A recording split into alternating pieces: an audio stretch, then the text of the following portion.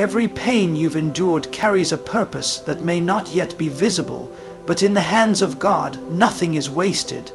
The moments that broke you, the losses that crushed your confidence, the nights you cried when no one saw, those were not the end of you, they were the making of you. Sometimes God allows pain, not because He wants to harm you, but because He's preparing the strength you'll need for the promise ahead. You see, gold must go through fire before it shines. Diamonds are formed under pressure. And faith, real, unshakable faith, is forged in the middle of pain.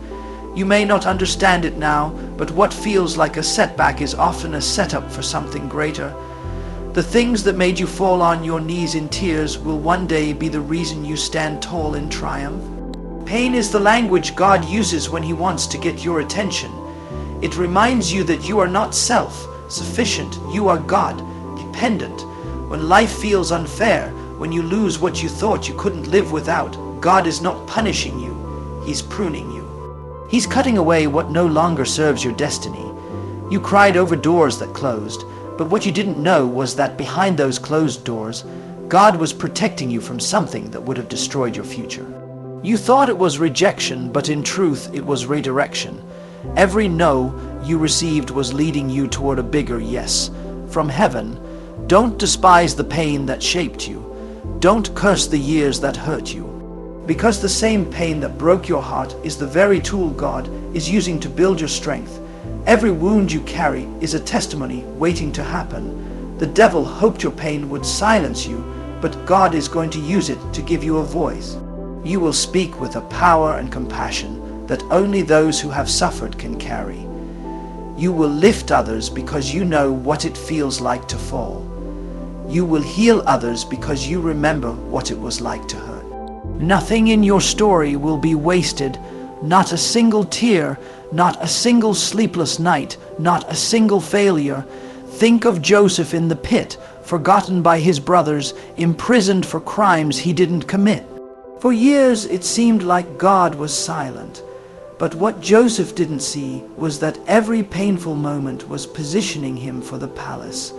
What looked like rejection was actually direction. When he finally rose to power, he could look back and say, what others meant for evil, God meant for good. That's what God gives must last. You can force something before its time, but it will never have the strength to stand. God's timing is perfect, even when it feels painfully slow. Sometimes what you call delay is actually divine development. God is aligning circumstances, people, and opportunities in a way you can't see. The waiting room may feel silent, but heaven is never still.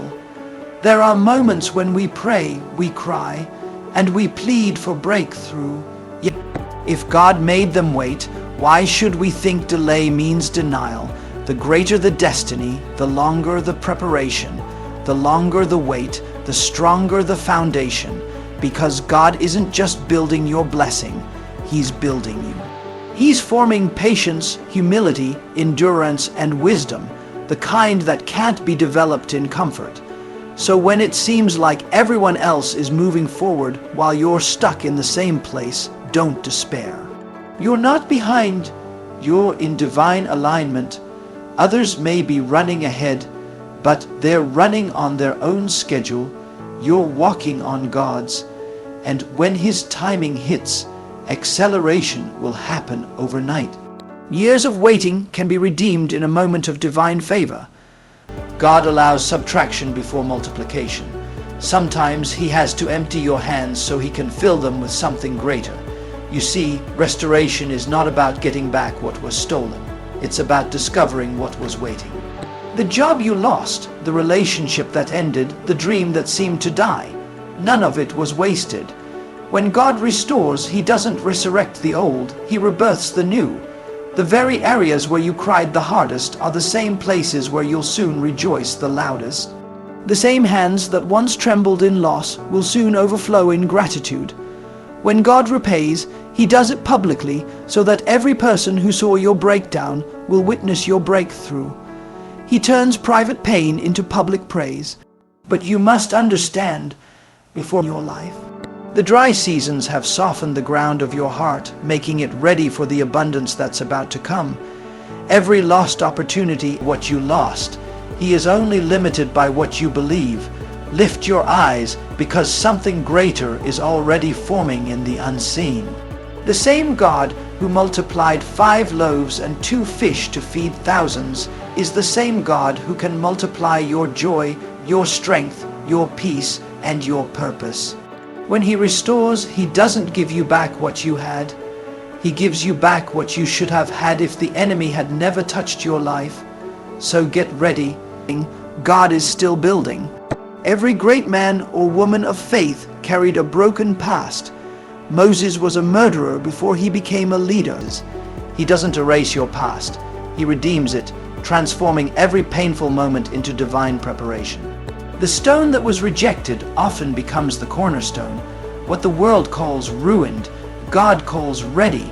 You have to make peace with your past so you can make room for your future. Stop, or too late. You are chosen, forgiven, anointed, and destined. The world may remember what you did, but heaven remembers what you're called to do. You've come too far to let yesterday steal tomorrow. Rise up and declare, I am not what I lost. I am what I've become. Because when God is finished with you, even those who knew your past will be amazed by your transformation. You will shine so brightly that your past will have no choice but to bow to your purpose. Everything yourself and fall into the arms of God. Healing begins. So many of us fight to control the outcome, to understand every reason, to rewrite what already happened. But true restoration doesn't come from striving, it comes from surrendering. You cannot receive what you refuse to release. Sometimes God waits until your hands are empty so He can finally fill them with something new. As long as you keep holding, He's asking you to be pliable. A surrendered heart becomes a vessel for miracles.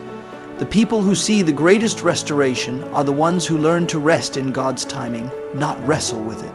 The beautiful thing about surrender is that it transforms you and letting God.